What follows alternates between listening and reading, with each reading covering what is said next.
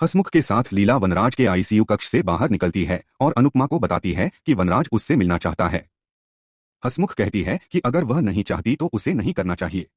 लीला कहती है कि अगर वह यहाँ है तो उसे चाहिए। वनराज को उम्मीद है कि अनुपमा आएगी। अनुपमा चलती है। वनराज ने उसे आने के लिए धन्यवाद दिया और कहा कि काव्या ने उसे छोड़ दिया। वह काव्या को दोष नहीं दे रहा है, उसने जीवन में कई गलतियां की, रिश्तों को कभी महत्व नहीं दिया। अनुपमा और काव्या को वह सम्मान नहीं दिया जिसके वे हकदार हैं। वनराज ने अपना भाषण जारी रखा। उनके दिल की धड़कन असामान्य हो जाती है।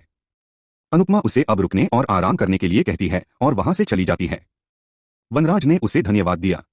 घर वापस लीला भगवान से अपने बेटे को जल्द ठीक करने की प्रार्थना करती है। वह हसमुख से पूछती है कि क्या उसे समर का फोन आया। हसमुख कहते हैं नहीं। लीला कहती है कि हसमुख सही था कि अनुपमा उनके घर की लक्ष्मी है। उन्होंने अनुपमा के साथ वास्तव में गलत किया और अब परिणाम भुगत रहे हैं। उसका बेटा बुरा नहीं है क्योंकि वह एक अच्छा बेटा, पिता, भाई है। वनराज ने अपना भाषण जारी रखा। उनके दिल की धड़कन असामान्य हो जाती है। अनुपमा उसे अब रुकने और आराम करने के लिए कहती है और वहां से चली जाती है। वनराज ने उसे धन्यवाद दिया। घर वापस लीला भगवान से अपने बेटे को जल्द ठीक करने की प्रार्थना करती है। वह हसमुख से पूछती है कि क्या उसे समर का फोन आया। हसमुख कहते हैं नहीं।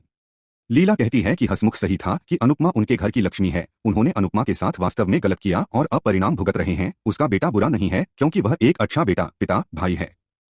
हसमुख का कहना है कि वनराज हालांकि एक अच्छा पति नहीं है और अपने कृत्यों का परिणाम भुगत रहा है। मुसीबत में लीला अच्छे काम करती है और जब सब कुछ सामान्य हो जाता है तो वह अपने पुराने बुरे स्वभाव में वापस आ जाती है। इसलिए उसे अभिनय करना बंद कर देना चाहिए। उसे यह नोट करना चाहिए कि अनुपमा वनराज को कभी स्वीकार नहीं करेगी क्योंकि वे दोनों गलत हैं। लीला कहती हैं कि परिवार की खुशी के बारे में सोचने में क्या गलत है। वह गलत है लेकिन पूरी तरह से नहीं। अस्पताल में पाखी वनराज की हालत को याद करके टूट जाती है। समर ने उसे दिलासा दिया। तोशु कहता है कि उसने भी पापा को बहुत परेशान किया। वह पापा का सबसे अच्छा दोस्त और गौरव है। पापा ने उसे वह हासिल करने के लिए सबसे अच्छी शिक्षा दी जो पापा नहीं कर सके, लेकिन उसने उसे निराशा के अलावा कुछ नहीं दिया और एक बोझ बन गया। पाखी कहती है कि उसने भी पापा को बहुत चोट पहुंचाई और घटना को याद किया। समर भी कहता है और घटना को याद करता है। वे तीनों एक दूसरे को यह कहते हुए गले लगाते हैं कि वे अपने माता पिता के अच्छे बच्चे नहीं हो सकते। किंजल उनके पास जाती है और उनके आंसू पोंछती है और कहती है कि वह 3 प्यारे बच्चों को देख सकती है जो अपने पिता के लिए रो रहे हैं। मम्मी के जाने के बाद घर और परिवार को संभालने के लिए समर ने उन्हें धन्यवाद दिया। पाखी भी माफी मांगती है और उसे धन्यवाद देती है। किंजल कहती है अपने माता पिता को खुश रखने के लिए खुश होना चाहिए। पाखी कहती है कि मम्मी की खुशी दोस्त अनुज के साथ है। तोशु का कहना है कि अनुज पूरी तरह गायब है। समर का कहना है कि उसने उससे संपर्क करने की कोशिश की लेकिन व्यर्थ। किंजल का कहना है कि माया किसी भी हद तक जा सकती है, वे नहीं जानते कि वहां क्या हुआ होगा। किंजल कहती है कि वह देविका को फोन करेगी और उससे यह पता लगाने के लिए कहेगी कि वहां क्या हुआ था। किंजल कहती है कि उन्हें अपने माता पिता को संभालने और उनका सपोर्ट सिस्टम बनने की जरूरत है। कांता भावेश से कहती है कि उसने आज देविका को फोन किया। देविका और धीरज को भी नहीं पता कि अनुज कहाँ है। वह भगवान से प्रार्थना करती है कि अनुज जहां भी हो ठीक हो।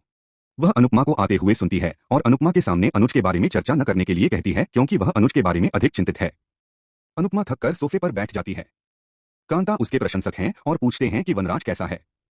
अनुपमा कहती है कि वनराज को हल्का दिल का दौरा पड़ा था और वह कुछ दिनों में घर वापस आ जाएगा।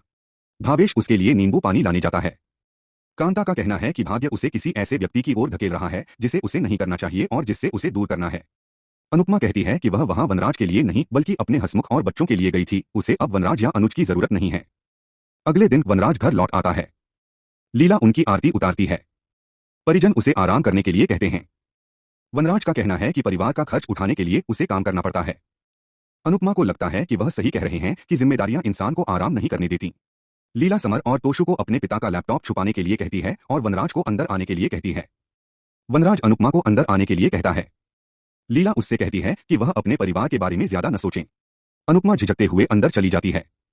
पाखी और समर वनराज को शुभकामनाएं देते हैं। लीला अनुपमा से वनराज के लिए खिचड़ी बनाने को कहती है।